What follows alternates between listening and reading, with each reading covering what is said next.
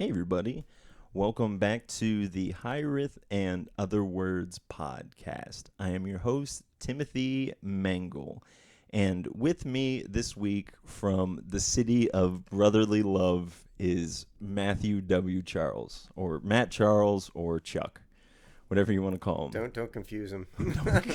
How you doing, buddy? Yeah, I'm doing well. Yeah? Yeah. When you got to my house, the first thing I asked you is, "Are you surviving in Philly?" And to which you replied, "I don't know what that means, but yes." You said being safe in Philly. Oh, being safe. Well, you said, yeah, being safe out there. And I said, yeah, I don't know what that means.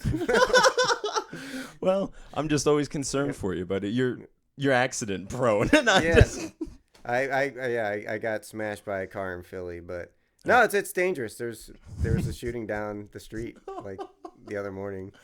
I was leaving the house and Liz was just like, "Oh, just to let you know, there was like a shooting down the street." I was like, "Okay, whatever."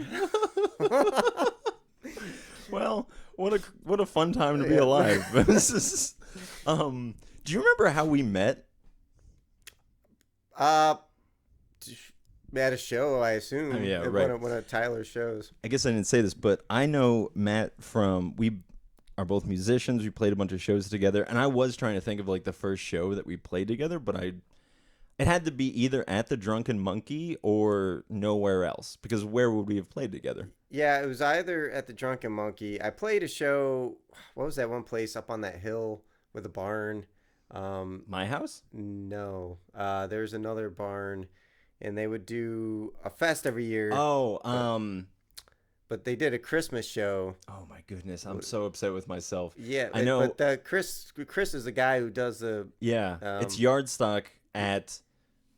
It's like the orange. Is it orange something? No, oh man, this is gonna drive me crazy. But I'm so sorry to the kids out there who know Yeah, it. Yardstock is the festival they have every summer, but Right. they did like a Christmas thing at, I can't remember what the name was. Dude, I am just drawing a blank on it too. It's such a shame because it's such a great venue. Yeah, We definitely probably played together there, right? it's possible. So it's either we played there, or it was a Drunken Monkey. Yeah, Yeah. had to be. How long have you been? So you're in 3 bands at the moment, right? Yeah. So you've your solo act, Proper Punctuation, and Assemble. Those are all correct. How's that going for? Is it hard? I always want to ask you this. Is it hard to write for like that many things? Well, no, because I read a lot of songs. So my solo stuff, yeah, I write whenever I come up with something. And then sometimes I'll write something and I'm like, oh, this would work better for an Assemble song. And a lot of times when I write with Assemble, like, it's more riff based, where the acoustic stuff is more chords and lyrics. Okay, right. So it's like I kind of write different for Assemble anyways. And like, yeah, so and a lot of times I'll intentionally write for Assemble because like it's a different type of songwriting, I feel. Right, yeah. And then Proper Punctuation, I don't, like, we have practice, and like Amanda and Liz write a lot of the songs and the lyrics. Like, I don't really write a lot. I mean, I help with lyrics. Mm-hmm. I've helped with some of the lyrics, and I'll help write at practice, but it's not like my project. Right. Like they write a lot of the stuff. It sounds like you get the best of both worlds with that, Yeah. because like we were kind of talking a little bit off mic about, I when I write my solo stuff, I get very like mama bear about it and just being like, this is mine, like don't screw with it too much.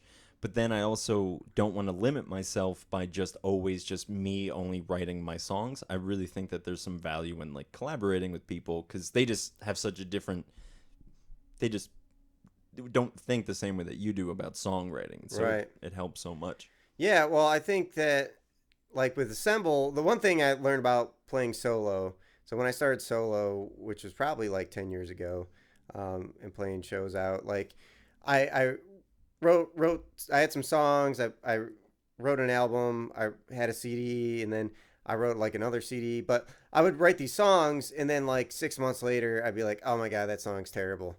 And with a band, it's like you kind of have a filter, because like I'll be like, oh, check out this song, and they'll be like, I don't know about that one. You know? Right, yeah. It's like, okay, so throw that one away. So I had to, like, with solo stuff, I learned to become more patient, because like not everything I write is like something that I'll like a couple months down the road, you know. Right. So you kind of like, and you kind of have a filter, and then sometimes I think it's a cool thing about like running with people, like you can have like a song and you have it pictured in your head, but then when other people start playing it, you're like, that's really cool, Right. and then it gives the song like a new dynamic, and yeah, and then you know you can it changes. I do this with like, because occasionally I'll go back and like watch old Facebook Live videos that I do, because I'll do like songs on those that like I was just, you know, I was writing or in the process of Right. working through or whatever, and then I'll like remember them, or I'll see that like songs that I'm still playing from that time I play completely differently. Not like completely, but like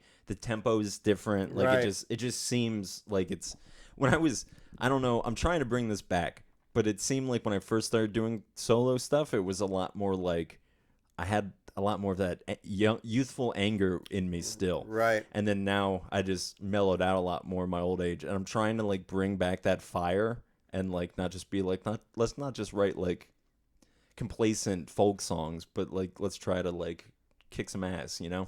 Yeah. Yeah, man. How so you've what led you to do solo stuff? Was it like I'm assuming that you were playing in bands for a long time. Yeah, I've been playing in bands for a real long time. I'd always wanted to do solo stuff, but Can I you always give me a number? I'm curious about a number. I know you don't want to give a number. no, I'll give a number. It's like literally, let's see, what year is it? 2021. Yeah, 2021. So Or 2021. probably like 25 years. Really? Yeah. Wow. That's as old as my girlfriend. I'm sorry. No, Matt. it's fine. No, I've been playing. I've been playing since I've been 15. So That's awesome. Whatever. I mean, That's great. So was that when were you in your first band? when I was 15. Really? Yeah. So Okay, like that's awesome. Well, technically, my first band was when I was in kindergarten. It wasn't a real band, but me and my best friend wanted to be in a band, and so we had this like a boom box with a cassette tape, and we made songs. I actually remember some of the songs, and but it was just like I had like a Casio keyboard, and he played my guitar like out of tune. Obviously, we had no idea what we were doing, but we would like sing these lyrics, and like we recorded in a room. I wish I had that tape, but I remember we me too. in kindergarten, like we had like scheduled a concert on like on the playground, and I remember we went to the playground and we were like about to play, and my I don't know what we would have done. We would have just sang the songs, I guess. I guess. But my buddy, he ran away, and so the whole like Ran away from like home? ran away. Oh. We were on the playground. We were on the playground at recess, Right. and so Okay. all these kids were gathered around, like waiting for us to play, and then my buddy took off, and then the rest of recess, like, was chasing my buddy Joe around, This might be the craziest story I've heard on this thing. I don't know why. and It's that was giving me like the giggles. a band we had when I was in kindergarten. But then like we were 15, me and my same buddy, we talked our parents into buying us real instruments, and then I learned how to play. And that summer, we started a band, and yeah, so I was in a band through my whole life, and then yeah, so I did tours all through my 20s. When was your first one? My first tour, I did like weekend tours back in the day when I was younger, you know, like where we would like go and like maybe play like a couple shows or whatever. Right. But like the first tour, I was probably like 21, 22, and we went down to Virginia from New York, where I grew up, and yeah, it was a lot of fun. And then I booked another tour. I booked like a 35-day tour, and then my band broke up, and so I moved to Virginia after that, and then I was in bands throughout my 20s, and I toured all over the place, and So have you just been consecutively touring since like for how long? probably since I was like I would say 21, 22 was like the first real tour. Like I always played shows. And it was usually like one night out of town stuff, you know. We didn't usually connect them together too much, but yeah, so since that age I was in bands, and yeah, so it was pretty consecutive touring. And I probably took a break when I was like 30. I backpacked across Europe, and I got married. Right, yeah. And then I moved to Philly, and so I started a band, but then I also started solo stuff because my band wasn't really touring, and I wanted to like start touring again. Right. And So it was like the move to Philly and like just feeling that like need to like still like be on the road and everything. yeah, yeah, and I just because I was always like kind of hesitant of doing the solo stuff because I hadn't really felt like I got the niche down, but I just said whatever. I'm gonna record an album, and then I'm gonna book a show. I booked a show in Binghamton with people that I didn't know. I used to play Binghamton a lot when I was younger, but like I went somewhere where nobody knew me, so I could like try playing acoustic in Mm. front of like different people. So that was like my first acoustic That's a show. good that's a good way to go about it. You probably don't feel as like vulnerable. Yeah, don't feel as vulnerable. I always would get nervous playing in front of like doing a new thing in front of people who knew my old bands or had seen me play before because I feel like there's like they have some sort of like anticipation of what it's going to be, Oh, you right. know, or like they'll assume that it's going to be good or whatever. And so it was like, Yeah, God forbid. yeah. Um, so how long into being at Philly did you start your screen printing business? It was kind of immediate.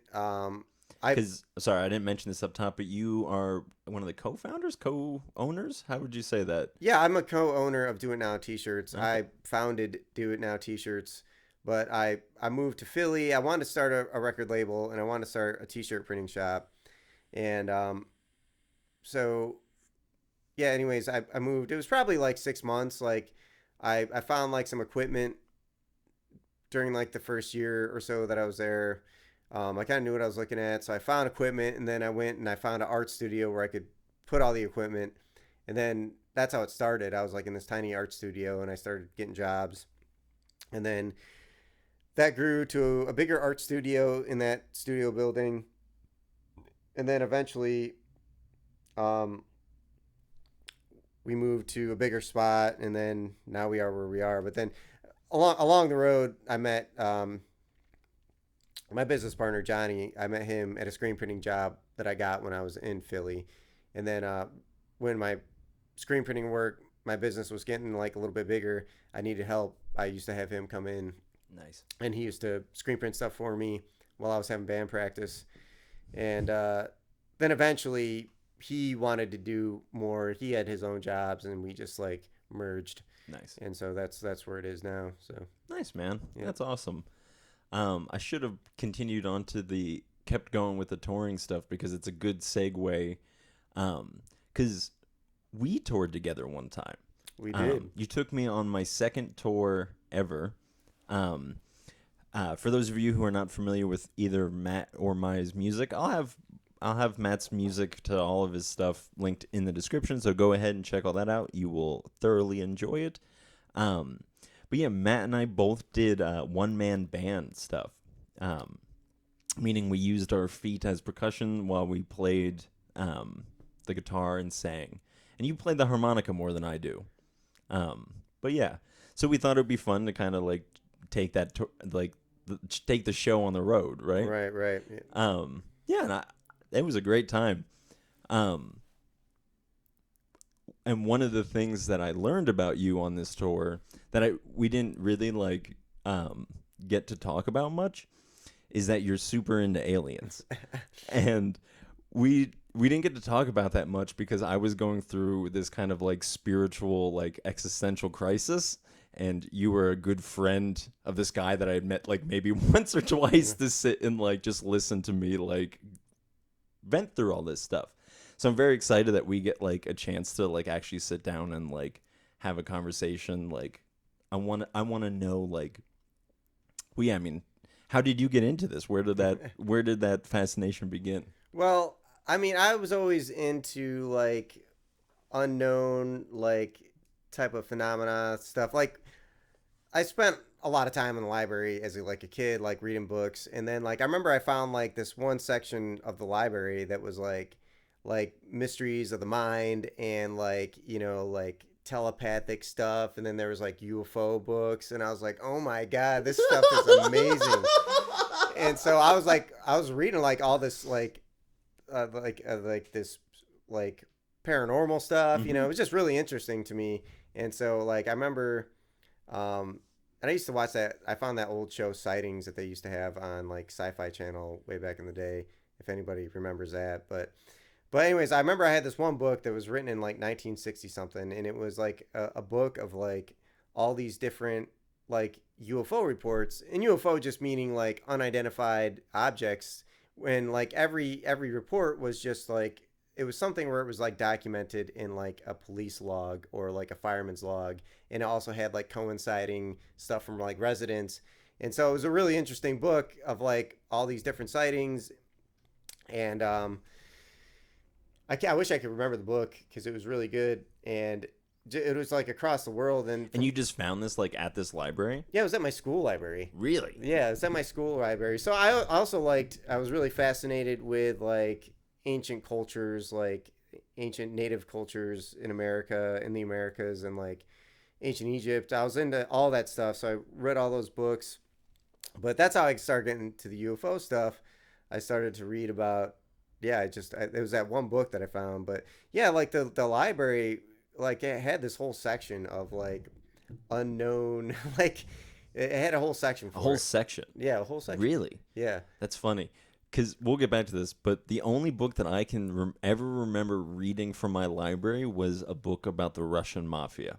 Oh wow. That's the only book. I can't remember what it was called. I just know that I found it in the library and I was like, looks interesting. I don't even know if I finished it. Right, right. But that's crazy that your library would have. I mean, that's super encouraging for like kids to like, because the part of the problem with school is that like you're kind of, and this is, I don't know, this is kind of where we're at with society, is that a lot of the like mystery about reality is kind of like taken away, and it's trying to explain to you of just like, well, this is, you're a human, you do this, you blah blah blah blah blah, this is what a cell looks like, here's a whatever, Right. like, and you're everything is explained to you in such a way that doesn't really like perpetuate the magic of this crazy world that we're living in. Right. It's kind of like just very much just like fit into this box, know this stuff, and you'll be okay. Like, don't ask any questions. Right. So it's cool that like your library was like, no, like it's good to keep things open ended like that. Yeah. Well, it was. I remember when I was even younger, and like in the lower school library, they had like some section, and I remember like this book that I had found, and it was like a book about like um I don't know if it was like mythical beings like on from Earth or whatever, but and it was like in like the nonfiction section. And Really? I remember because I was like showing all my classmates. I was like, "Do you guys believe this book? Like, what is this book?"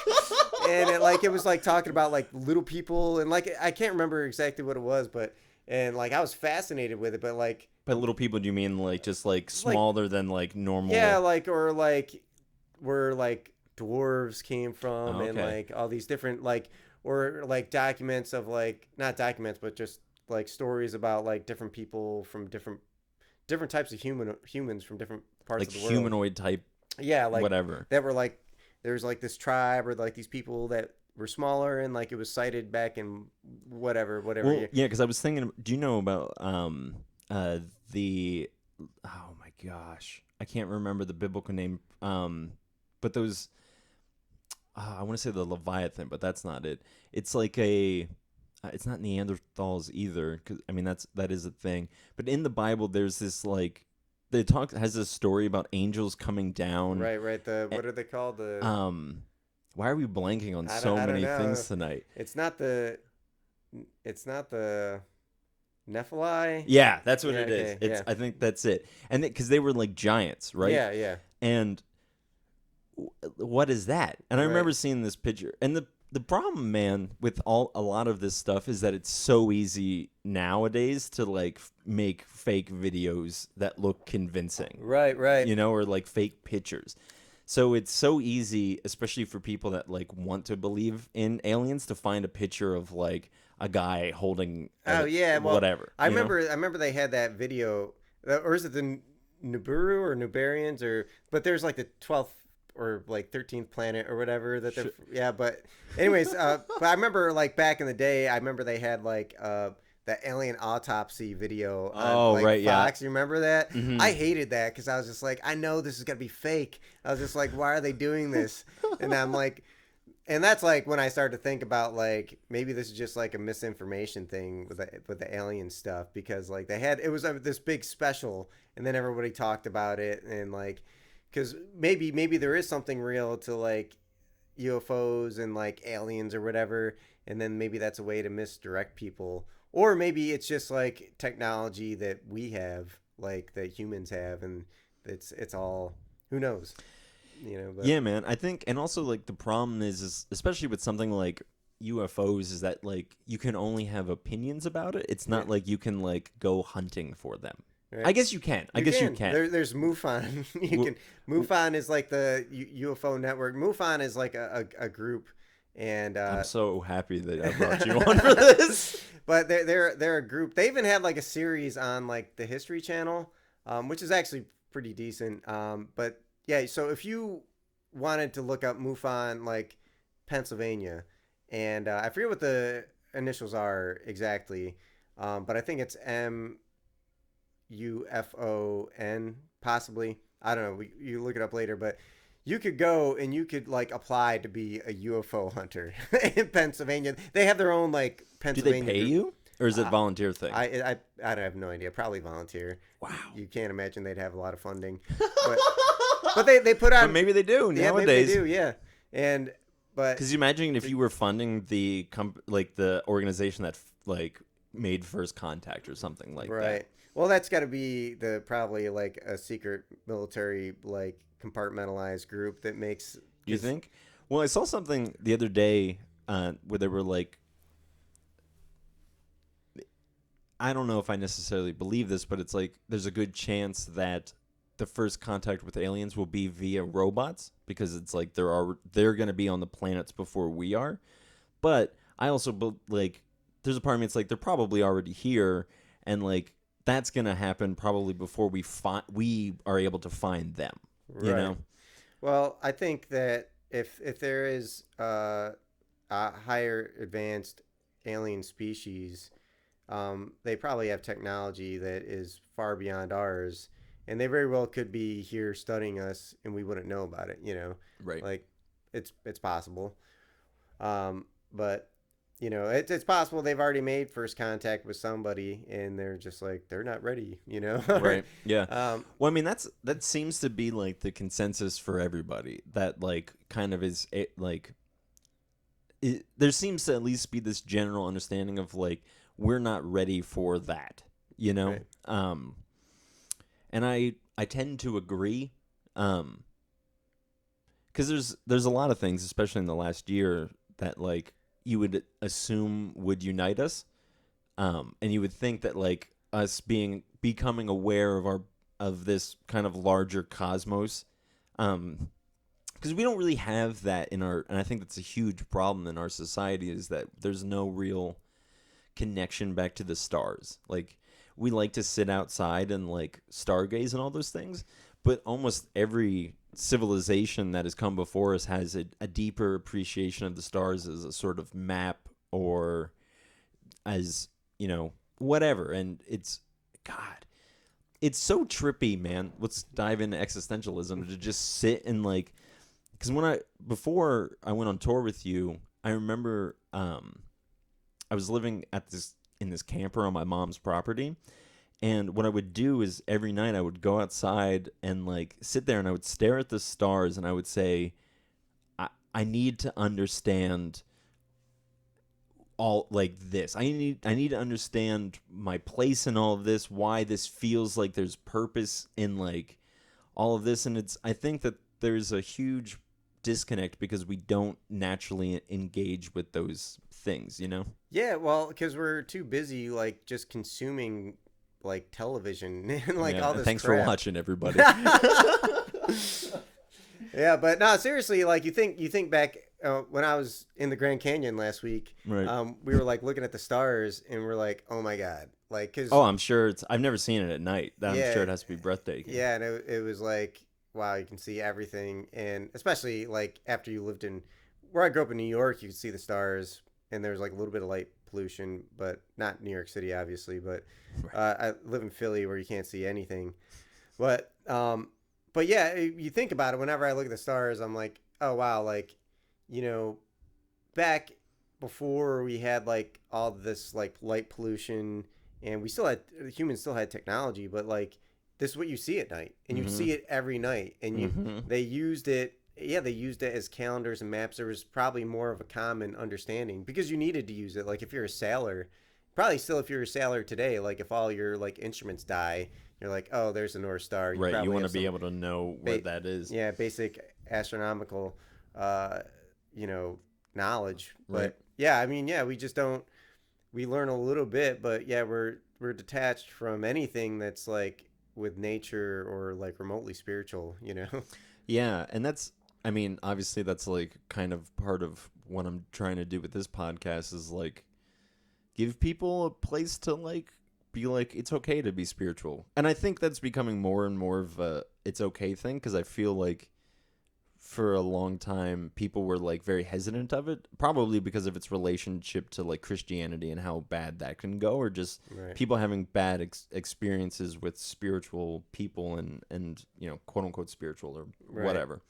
But now, especially after like lockdown, I feel like so many people were forced to like be like introspective, and they're being like, "Oh my god, I need more out of life," you know. Right. Um, and that obviously spirituality is such a broad term, but it's the idea of like connecting back to the spirit of the soul, like you know, like it's and for some reason, going out and staring at the stars does that to us. It helps align that for us. Right. Well, I mean, just like on like a just basic level, like when you look at the stars, it's just like a reminder of like how big and immense the universe is. And Well, it kind of puts everything in perspective. You're like, wow, like so much doesn't matter. You know, that's it's just like yeah. my life is so short. You know, like I gotta do something and enjoy it and like try to find like, Yeah, yeah, man. It's the craziest those moments, man. They're so paradoxical because it's like you said like you're standing in front of this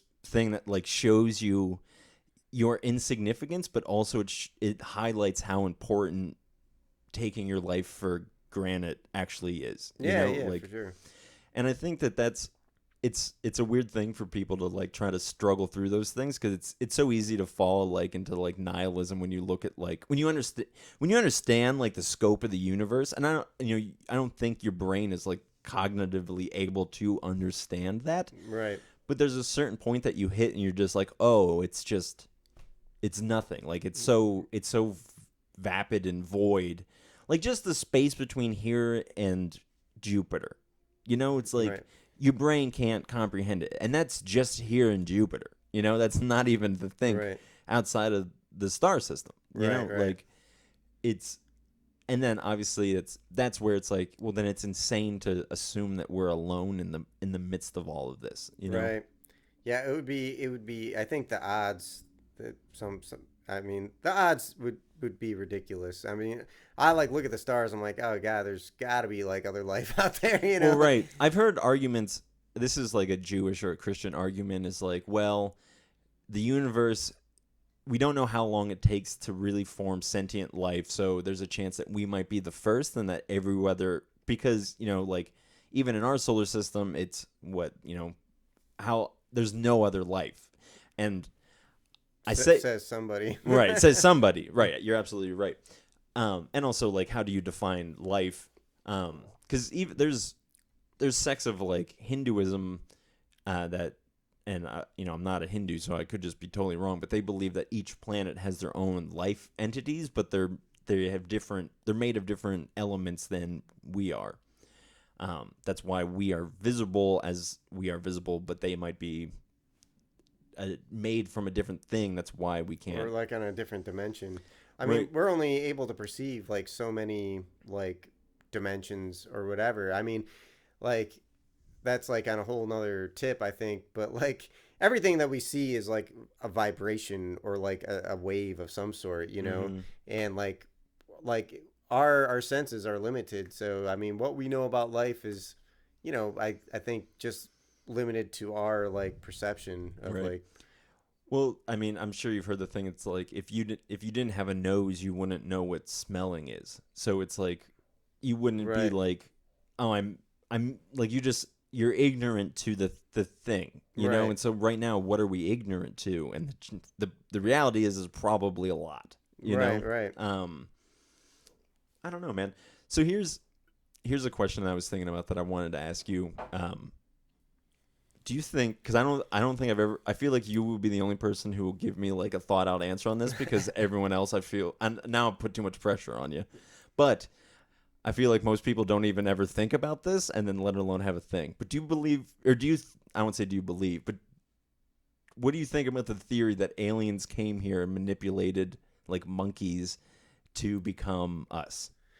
I don't know. It's possible. I mean, you'll never know. And I think if anybody ever actually knew, they wouldn't.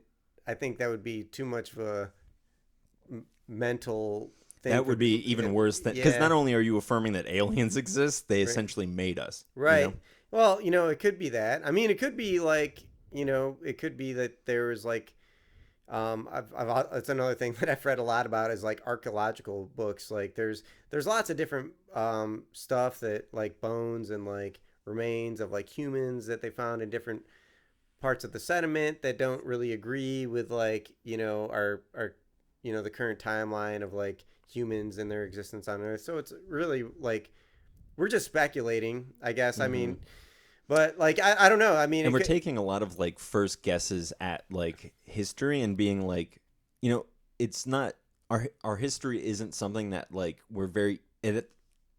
it's not something that's very easily rewritten, but it's something that should be like continually like, well, is this really how it is? right. And the problem is that I think once we've like said like this is how it is, like Yeah. then it's hard for us to kind of change our ways with that. Yeah, no, I read this one particular. I can't remember the author or the book off the top of my head, but it was this book that was listing all this archaeological evidence that showed that like what I was just talking about, that like maybe man was around for longer than we. Was it a book by Graham Hancock? It was not by Graham Hancock. But do you know Graham Hancock? I do know Okay.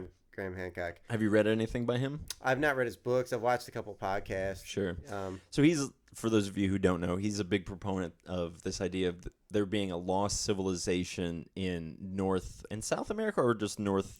I'm not. I can't. I don't know enough. Sure. But But yeah. So and I mean, he's also big into aliens and just very curious into like what were these ancient civilizations trying to do, and I think that's a very valid question. right. Because their societies, and it's weird because evolutionarily we're not that different from them. Right. So why did we build a reality that's so much different from theirs? And our values are. I mean, obviously part of it is because we've become so consumer based, and right. and just the sky is polluted, so we can't Right. see the heavens. Right. That's a problem. Yeah. Yeah. Well, I don't know. As far as like, Did they manipulate our DNA? Is that what well, yeah, we can go back right. to that. Oh, sorry. Were you No, gonna that's say that's fine something because else? I kind of lost myself anyways. Oh, it's fine. But yeah, I don't know. I mean, I used to think that when I was younger, when I first got into this stuff, and then one thing led to another.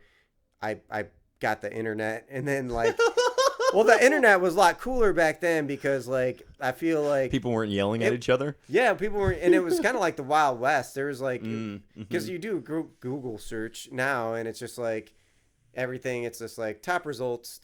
Back then, it was you could find like crazy shit. I don't know if I'm allowed to swear. No, you're fine. You're totally fine. You told me there was moms watching the show. Hi, moms. Yeah, If but- you're a mom, this one's goes out for you. Aliens. Think about it tonight. but there was a. What was I talking about? Oh, yeah, the internet. But there was like all this crazy stuff I would find on about like ancient Egypt and like possible alien stuff, and like there's all this different types of information. So I was like just consuming it all. Right. Obviously, some was like absolutely ridiculous, and like you could say it was like tons of bad spelling. So it's like I don't know about this guy. Right. Yeah. But I mean, so I used to kind of think that because like I was like, oh, that makes so much sense. But as I've gotten older, It's like I really don't know. Like Mm. I can't like just say that would be that would make life so much more interesting if that were true. You know, like I want it to be true. I want like our ancestors to come from like some like far off planet or Right, something. yeah. It's like a romantic like Oh yeah, for thought. sure. Well, I mean, I think everyone, because part of it comes down to it's like, well, that means that our life kind of has meaning to some degree, and people love any sort of like thing that like subscribes meaning to like, Yeah. and obviously, and like it. There's even something to be said about like, because I can feel like people who I know are like lean towards more like a religious understanding of it. It's like that doesn't mean that there's not a God and that he didn't send them to create, or like it's not a part of this big plan. Like, and I don't necessarily believe it, but it's like it's okay I'm talking mostly to the audience. It's like it's okay to believe in aliens. Like like nothing's gonna be mad at you for believing in it, because like we said earlier, it's just like the numbers seem so obvious that we're not alone. Yeah, and I mean, an alien could be like there could be some sort of dolphin-like creature on like a moon of like Jupiter or whatever. Right. You know, I mean, when you think about like dolphins, like how intelligent they are. I mean, we have it's almost like we have alien life on Earth. You know, Yeah. just in the ocean, Oh like yeah, the ocean's like a completely different thing. yeah, you think how intelligent like squid are and like all these like creatures from the ocean. Like we know so little about it, and it's just kind of fascinating. Like, and they all communicate like just on in the language that we don't understand. You know. Right. Yeah, and I mean, there's even something to be said about like, I don't know. I think a lot about like, are we going to transcend language? Because there's a part of me. It's like, well, then if why would we get rid of language? Because obviously there's a point where it's like maybe we could, you can go two routes. Either we'll like evolve to have like uh, telepathy, telepathy, Yeah, telepathy's right. I um, think. or everyone knows what I'm trying to say. Yeah. You'll be a telepath, Professor X, um, or like some Neuralink thing, and then like we're all just connected via like a Yeah, Wi-Fi that's thing. a bad thing. Yeah, I mean, I agree. I mean, you were gonna be like the Yeah. last people like living in some shed and like somewhere in Right. Pennsylvania, being like, "You're not allowed to put a chip in me." Um, but we'll go down fighting together, buddy. Um, yeah, and so I don't know. I kind of wonder because that's a lot of like the archetypical like things about aliens is that they don't speak. They kind of communicate on this different level. And even like now, most of our communication is body language and it's not so much verbal. So I'm just like, well, why did evolution spend so much time like putting in effort into language and all of those things, like to develop the mouth that could to speak. I don't know. I'm literally just I'm not expecting an answer out of you. I'm just like Yeah, I verbally don't know. processing this thing. Uh, I don't know. Where do you here? I guess this is kind of. Do you see our species like on a trajectory of like getting better or more potentially like these beings that we Hypothesize. hypothesize about being real? Yeah, well, I mean, you're talking about like the gray alien, like with like no mouth, or right? Right. Is that what you're thinking about? I Yeah, mean, like the cliche archetypical kind of yeah, thing. I mean, we could be like that. I think it's more like if there's aliens, there's probably a lot of them, and they probably Mm, all communicate in different ways. And yeah, I don't know. I've thought about that theory, like that maybe or some people have said that they're like humans from the future, you know, right. yeah, which uh, it could be, but I mean, maybe maybe we don't like go in that trajectory. I have no idea, I mean, it depends. It depends like how much technology like if we actually infuse with like technology, or Yeah. I don't know. I don't know. I mean, I think that's a interesting thought, and like some of the UFO stories that I've read and things like that, where people are like, oh, these are like humans from the future, and we become like this um, weird looking thing with a big eyes and a small head, Right. Well, and it's we only say that we look good now because we're the ones here now being like, no, you look like a normal man, quote Right. unquote normal. But like you go back 10,000 years and it's like we look completely different, but it's still that same Right. lineage. So I often wonder about where that arc is going. And actually that brings me into something that I wanted to talk to you about. There's this thing in um there's this, I don't know what you would call it, this theory that is called the omega point, that there is an alpha point of, and it was started by a Jesuit priest. So he has this idea of that there's this alpha point of history, and therefore there will be an omega point of history. There's a beginning of history, and there's an end. And the guy kind of laid that out and what that would look like. And some people built upon that work and said that it is the task of man to go and inhabit all of creation. Because I'm sure I don't know how familiar you are with this, but the first command that God gives to Adam and Eve in the Bible is to inhabit.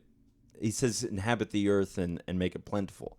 And so they kind of interpret that as like, well, maybe it's inhabit all things and make all things plentiful. But then it sounds like it could just be like colonialization or something of that. Maybe. I guess the idea is like, do you feel like we're supposed to spread out past this planet? I think we probably have the capability to do that. But I don't know if there's like a purpose for man, like so to speak, you know. I don't know. I don't know. I think we have the possibility to. I wonder, you know, because I remember when did we go to the moon? That was like the 60s. 60s, yeah, I believe so. And we might have went like another time, but like you think we went to the moon, and then we just haven't done anything since. Yeah. Yeah, that's weird to me. That's weird. I don't know if this is off topic, but that's what it makes me think about. I'm like, why haven't we gone anywhere else? Maybe there's something inhibiting us from like going anywhere. Yeah, further. It's very suspicious, regardless of what you believe about like if the moon landing was faked or not. Like that's not really what we're saying. It's more about, well, why haven't there been more efforts since then? Right. And obviously there's NASA's like had low funding and all of those things, but well, you think about like, and I don't know if you've ever done this, but if you go to like Lockheed Martin's website, which is like the main government contractor, they like developed the stealth bomber and stuff, and you see all the prototypes for all these different, like, you could see it, like you can see all the different prototypes they have for all these different flying machines that are like kick ass, like, you know, flying machines, and like we're sending like these tin cans up into space. I mean, literally, that's what they are. Like, you look at the UFO thing, and then you look at the stealth bomber. I'm like, why aren't we just pointing that thing up and just like breaking the atmosphere? Like, it to me, like the fact that like we're not like building some sort of like jet that can just kick ass. Like, I guess like Elon Musk is doing stuff like that. They have like the SpaceX and stuff, but still like all these things that we're putting into the air. I just don't understand it though. Like, I'm not like a scientist, or I don't know how to build a ship that is like. It's probably a lot easier to say, why don't they build a rocket ship than like. But I understand like this idea. We have all this military technology. Right. It's just like it doesn't make any sense to me. Why don't we have something that can like zip to Mars? Right. Yeah. Well, it's because Mars doesn't have a Taco Bell. That's why. Right. Like, well, you got to put the Taco Bell there. Then you'll be going round trip tickets. And you know what's gonna be amazing is like, because you and I, we've been on the road together, so we know what, like, when you're on the highway and you see like those pull-off spots for like 7-Eleven and Taco Bell and KFC, they all look exactly the same. Right. I'm excited to see what Mars's version of those look like, and they're gonna be exactly the same thing. Hopefully not. It's kind of like going to Burger King when you're in the Southwest. Like they have like they put like a jalapeno on the burger. You know? Oh really? Like, just to kind of spice it up to be like, you're in the Southwest now, baby. Get spicy. So I don't know what the Mars Taco Bell would have. Like. Red sand. Oh my gosh. Oh man. I've actually, you know what? I'll tell you about this because I didn't get to tell you about this, and I haven't talked about it on the podcast, I don't think, but a couple weeks ago, Jamie and I have a nice view of the sky here. It's not too polluted for some reason. Maybe it's because Pottsville's kind of small. We're kind of up on a hill. Maybe that helps. But like, we were outside one night, and Jamie was on one side of our deck, and I was on the other. And I was looking up, and I saw this thing that was like wisping in like the wind. If you're watching the video, like you'll see my hand. It's kind of just waving about, and it wasn't doing it that long. But I just noticed this thing, and I thought it was a paper bag. And I'm like, huh, I wonder how a paper bag got up there so high. And then like I noticed that it was like controlling its movement, and then by the time I was about to say to Jamie that like I was about to say there's a UFO, and as I was about to say it, she said there's a UFO. So like we both saw this thing, and then it just kind of circled a bit and then just darted off. Nice. And I've never seen anything like that before, and so now every time like, and I sent it to a group chat, a bunch of my friends. I'm like, I just saw a UFO, and like no one cared because it's just like I don't have a picture. Right. Like right. I don't have like there's only my story, and most people are like, because it's like, well, what am I gonna do? Like, yeah, like, right. good right. job. Like, well, I think it's like the government like just came out. I forget it was the Pentagon or whatever, just like admitted like we have like evidence of UFOs, and it just like nobody said anything about it. Right. It was just like they said it years ago, but I think we've been maybe they were just doing like a beta test. Like it's like, okay, they've had all this UFO stuff, like all these movies about UFOs, and like we've had all this like stuff get leaked out about all this stuff, about all this information, and it's like, okay, they put it out there, and people are just like, eh. It's like I couldn't believe like nobody said anything about it, but I even kind of felt like I didn't care about it either. I was like, yeah, I know there's weird stuff going on out there, but like you guys, I know you guys know more than that, so maybe it's that, maybe like your UFO is just like. I definitely think it's a little bit. It has to be a little bit of like just like easing people into it, right? Because like we've been saying, like I just don't think people could handle like a full-on invasion, or not even an invasion, but like if they just popped out and were like, "Hey, here we are. We're this type of aliens. We're from this planet. Like, we're just hanging around. Like, you'll be okay." Like people would lose their mind. Like people wouldn't be able to sleep until that was dealt with. You know, so like I can understand why. You know, if they are more advanced beings. And, well, okay, and I just caught a picture of Jesus, just caught a glimpse of Jesus. I'll just throw this your way. My girlfriend Jamie and I were talking one night. We were just, you know, just speculating about the mysteries of the of the universe. And we were like, what if all of these religious figures are beings from other planets that have learned and mastered these higher forms of being and have come here? Because in Hinduism, they really believe that Ganesh wrote their scriptures, this, you know, alien, this elephant man. It's just like, well, if he really existed, was he from this place, or was he from a place where people evolved to be elephant men, and they have this higher mode of being that came and tried to transmit that information? It could be that. It makes me think, I forget what, I don't want to get too off topic, but like there's like the actual meaning of myth is like not necessarily fiction, but it's like what they, when they used to like tell a story, they used to tell a story with like metaphorically, you know, and that was like how they would like relay information, you know, like. And so it could be that like all these stories could be of actual things that have happened, but like we're just not interpreting the metaphors correctly, you know. Right. But it also could be like space aliens, you know.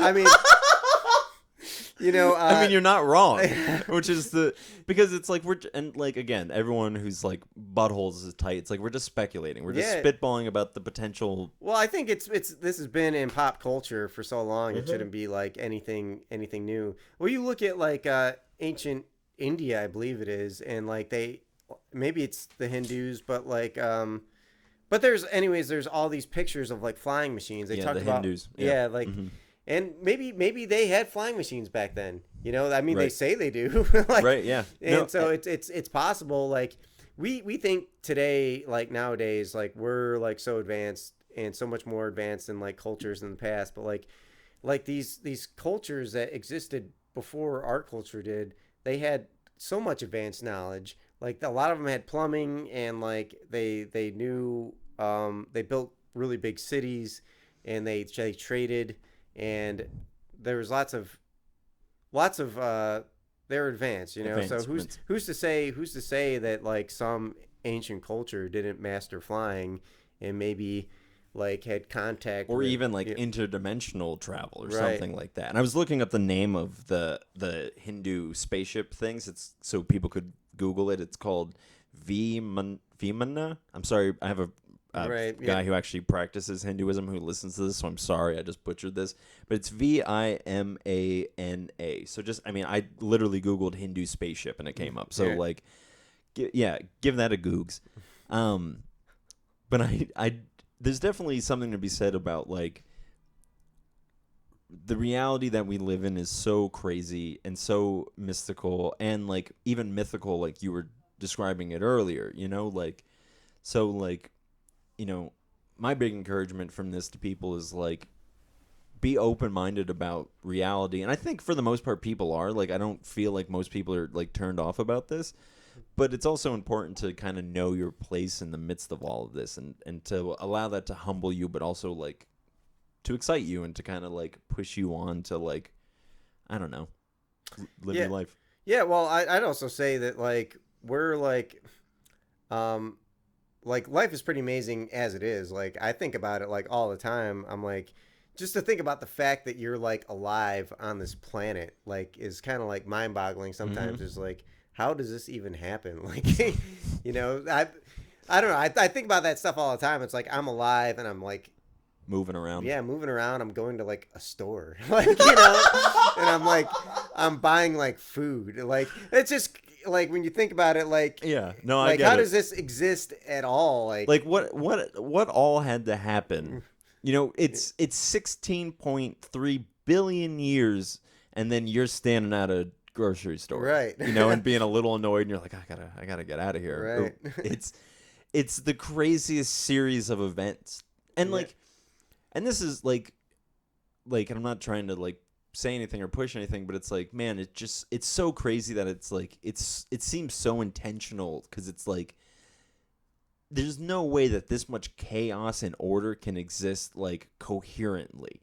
Because the fact that we're all not just like insane for the most part, right, or like that, like we look remotely similar, our bodies kind of developed. Like my dog has a nose, my like right, it's similar, you know. Like the reality is like it's working with itself and it's doing whatever it is, and it's like we're trapped in the craziest thing that you could think of, right. you know? Can I ask you a question? Yeah, Like a sure. spiritual question? Sure. So, do you believe in God? Yeah. So, do you believe in evolution? Do Mm-hmm. you, so do you believe that the creator like created us like so he didn't create us as we are now. Mm-hmm. He created like what do you believe? Like Yeah, I would believe that it would look so okay, so it would look something along I mean, I subscribe to complete evolutionary theory of the idea of, you know, the Big Bang and I mean, obviously those aren't directly connected, but this idea of so I mean, let me just kind of put it in my language is I would say that all things existed or the potential for all things existed prior to the Big Bang, and we'll call all of that infinite potential is we'll call it God for a lack of a better term, or because this is a more modern term of like source of being the idea of like it's the thing from which all things came, and so there's a sect of Judaism that is they're called it's called Kabbalah. It's Jewish mysticism, and they have this belief that and this was before evolution was a presented theory, but it was that God emptied himself and essentially rolled out creation out of itself. And I mean, that's essentially what all these scientists have said of that there was this pre-existing point that all things have emerged out of, and through time the thing itself has formed itself to be whatever it is that right. it is.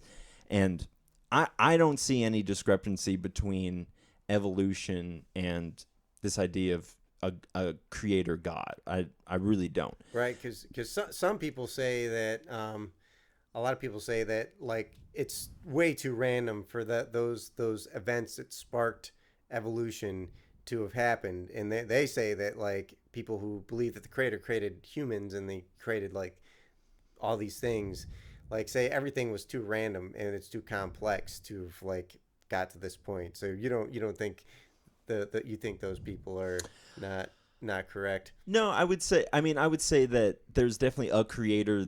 Like, so I subscribe to this belief, and I need to do an episode on it because I talk about it all the time. But it's called pantheism. So it's this idea again that God exists outside of creation, but that creation itself is emanated out from God.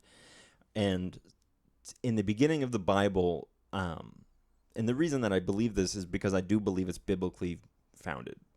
Is because it says that God spoke out creation. And so, I mean, you and I are songwriters, and we sing songs. And so the question is like, do you feel like when you're singing a thing that it's something that's separate from you, or rather that it's something that you're emanating, right? So for me, that's how it kind of, and we talked this idea about vibrations earlier. And so what is singing? It's a vibration. So Right. even these, like, it's incredible how, even not having a scientific understanding of reality, but these people that were like the source of all things created reality through speaking, which is a vibration. And they didn't know that. I mean, I guess they would have, because they would have like heard someone yell really loud and felt things shake or whatever, you know? I think where people get really caught up, and I'm sorry, I'm just talking forever, but you asked me a question. This was your fault, did. Matthew.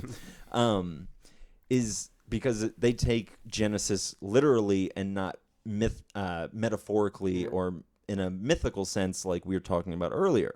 Right. It's like, no, God literally made this man named Adam and literally made this woman named Eve. And again, that even lends credence to this idea of there was this maybe some intervention into reality and then humans came along. So there's something funky there potentially. And like it's above everyone's pay grade, including my own, to say how God chose to do the things that he did. So even if it's through some sort of divine, like him actually coming into our space and time and making a person and sending them off, sure.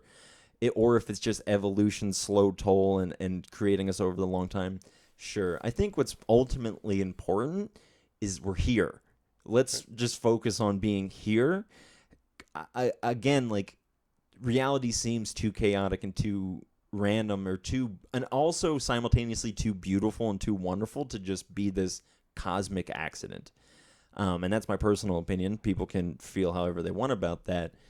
But I don't know. For me, I just see this steady. I feel like the universe is on a trajectory, and that's why, again, like, I do subscribe to this alpha and omega point of history and we're just kind of in the middle of like this accordion being pulled out and playing whatever note it's playing. You know. I like that metaphor. Have you ever thought about the Have you ever thought about the moon and like when we have like a solar eclipse? You know, because we have like if you call it a lunar eclipse. What if I was eclipse, like, I've never thought about the moon, Matt? well, no, but like there's a lunar eclipse, I believe it is, Right, yeah. and when it like blocks out the sun, I think that the moon is like the exact distance in the sky where it like perfectly blocks out the sun, and like the exact distance from Earth. So visually, it's just like perfectly blocking out the sun. Like the odds of that are astronomical.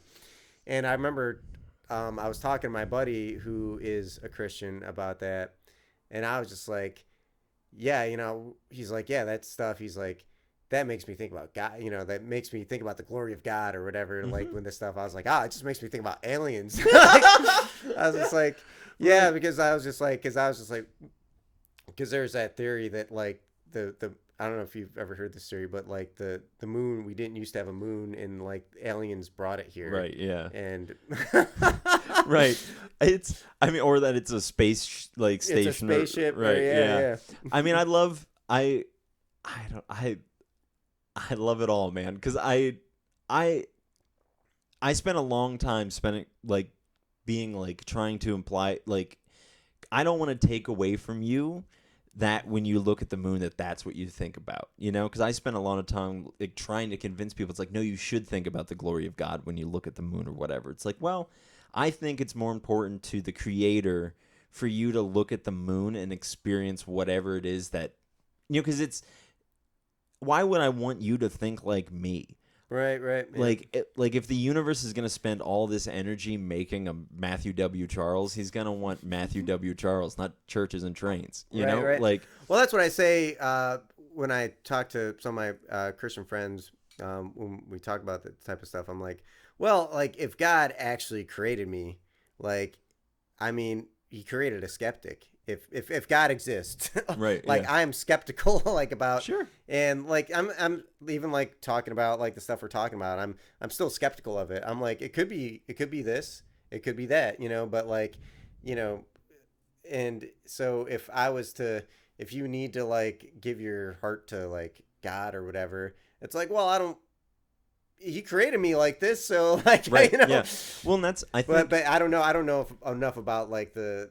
Not to interrupt, but I don't know because I know like there's a lot of like theology. I don't know if it's the right word, but that's like exactly the right word. when it comes to that stuff, and I just don't know a lot about it. So Well, I think that's okay, man, because like I also don't know enough about alien stuff. It's like it's just the thing to be interested in. right. And I think, like I said, like a lot of people who are very interested, and here's why, because like it's very natural for a person who's interested in something to want to share that with someone, or like even just be like, because whatever it is that excites you, it's like you hear a new band, it's like you want to share that with someone. So it's like, and for people who are religious or spiritual, whatever you want to say, is they're very excited about this thing, like any human being is excited about anything, but it's also a thing that gives them meaning and purpose. So therefore that kind of amps up the like excitedness of it, And I think people find that other places or in other things and don't necessarily need this, like, I don't know. Like, I go back and forth in my head about, like, is it important for every person to be a God-believing, praying person, or is it more important for them to just be the person that they're here to be, whoever that is? Like, I that's the, like, thing that I go back and forth on my head. But there's also this part of me that knows that, like, again, like, you being the most authentic version of yourself has to be the most pleasing thing to the being that made you, right? Because, like, why would you try to lie to it? Because it's like, listen, I wanted you to be a punk rock kid that's been touring. Like, why would you stop and do something else? Like, and you can feel that in your own soul when you're like, I'm not doing the thing that I'm supposed to be doing. Right.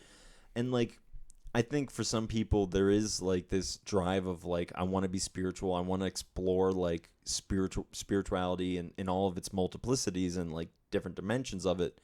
But then I think there's people that are like, man, I'm just here to play guitar, and like that's fine. Like, I don't think the universe, like, if the universe wanted you to have this like deep, like, and this is how I realize this is because I know that I'm just like, I need to figure out what God is and what God's trying to do and all of this stuff, which sounds crazy, but that was for me. That was put in me by whatever chance of how I ended up to be Timmy Mangle. So like, whatever you're feeling inside of you to be the most authentic version of you, to satisfy those things that are Matthew W. Charles, it's not for me to say what that is. It's only for you to know. And I think that, again, like, and even this idea of God and all these things, it's so much bigger than just that word.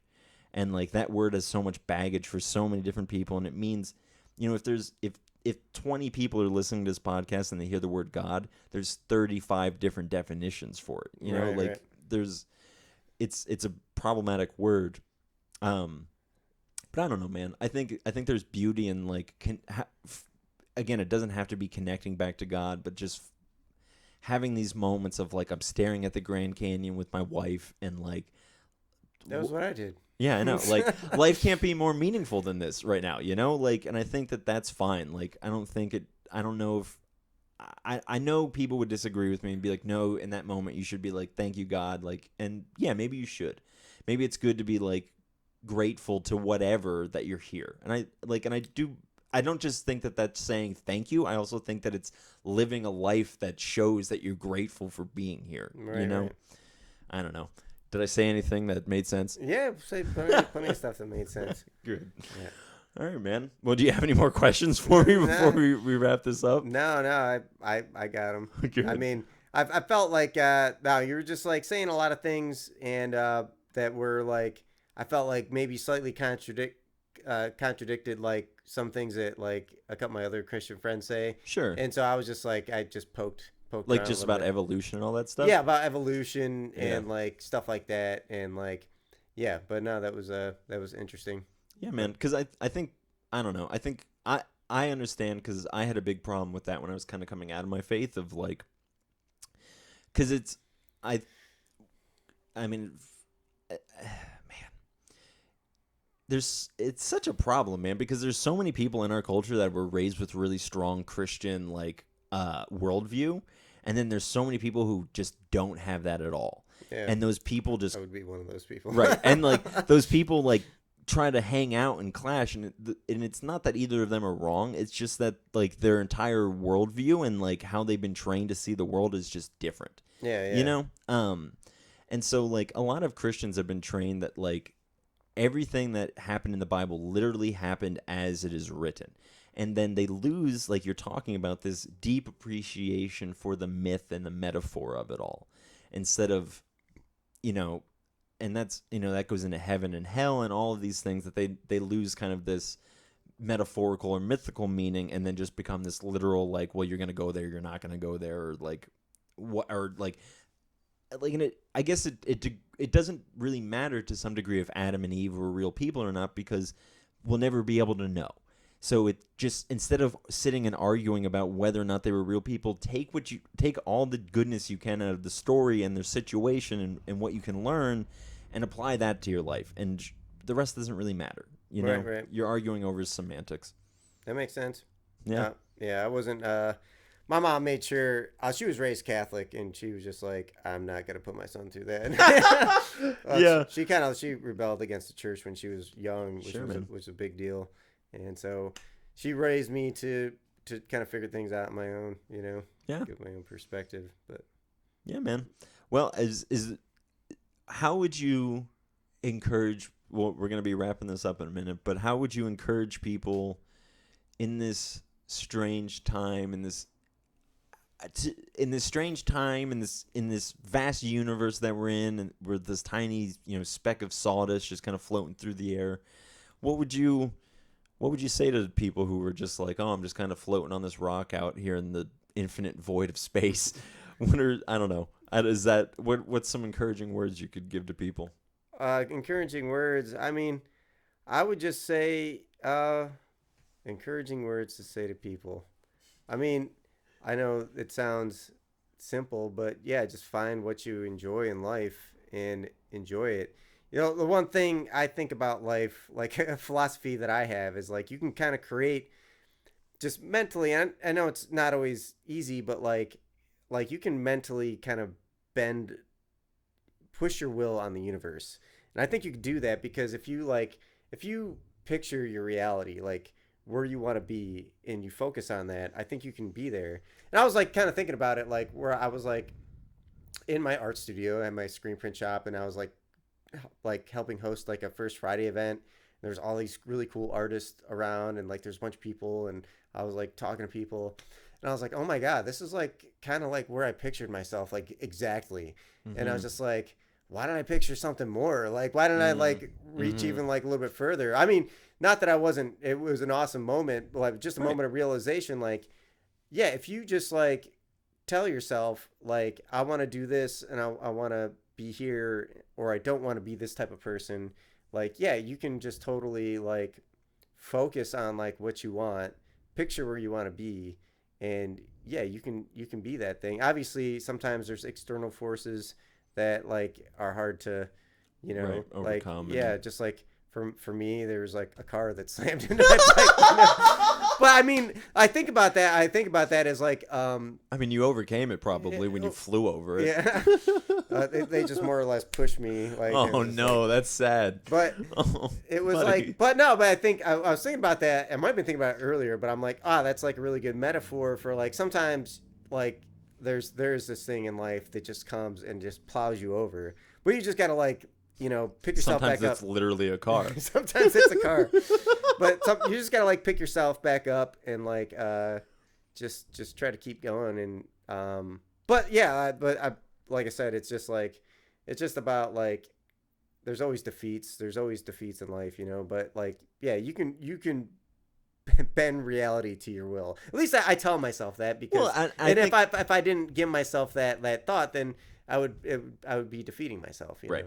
And I think I think the universe wants to work with you because it's whatever it put inside of you to do those things. It's like, heck yeah, man. Like, let's do that together. Let's get you this little screen print shop. Let's make it bigger. Like I think it, because it's the same thing that created you is the same force that's like manipulating all of that stuff. But I always do this. I always ask the guests, like, to say like a final word of encouragement, and then I add something on top of that. So I'm gonna stop now and say thank you for thank you for that, Matt. It was great, and thank you guys for listening. I appreciate this. Yeah, like I said, I'm gonna have just a bunch of stuff linked from Matt in the description. So go ahead and check all of that out. I have a lot of stuff to link. Hey, that's fine. People love clicking stuff. So if you love clicking stuff, go ahead and click on through. Yeah, man, I just want to say I say this to you a lot of times that I see you because it's the truth. It's like me and so many of the guys in this area, you're the godfather to us. we look to you and we're like, man, if Matt can do it, we can do it. Wow. Like you inspire us.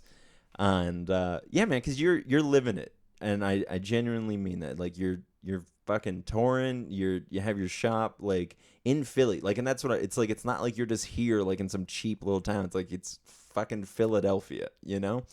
So like I'm proud of you, man. I'm happy to know you. I'm happy that you take me on tours. I'm looking for the next one. Looking forward to the next one you book and take me on tour. Yeah, we'll see when that happens. But I'm glad you're doing this podcast and playing music. It's really man. Cool. Been doing cool stuff. So thanks, dude. And Pottsville's cool. It doesn't matter where you do it. It can be in Philly. Yeah. It can be out here. Like there's always people that appreciate like people putting together art and music or whatever. Yeah, man, for sure. All right, thanks, everybody. If you haven't yet, I just ask that you subscribe to the podcast wherever you listen to it. If you're watching it on YouTube, subscribe to YouTube. I don't know. You want to tell a friend? That would make me really happy. Tell a friend about this podcast. Tell them that you got to listen to Matthew W. Charles talk about aliens and stuff for a whole hour. Also, if you like my shirt and you're watching it, Matt made this shirt. So, again, check out all of his stuff. He's super talented. You will not regret it. You got anything to say before we sign off? Thanks for having me. No problem, buddy. Yeah. Thanks for driving all the way up here for it. I appreciate it. Yeah.